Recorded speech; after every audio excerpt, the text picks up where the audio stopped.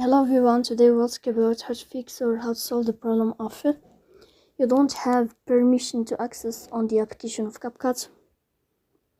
You will go to settings. In this page here, you will go to apps, default apps, app settings.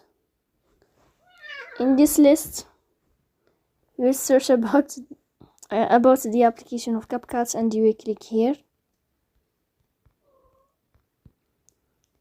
Then you will go to first stop and you will click OK. After that, you will enter to storage. Here we click on clear cache.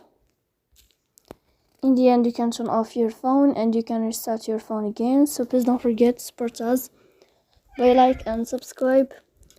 See you next time and thank you for your watching and your attention.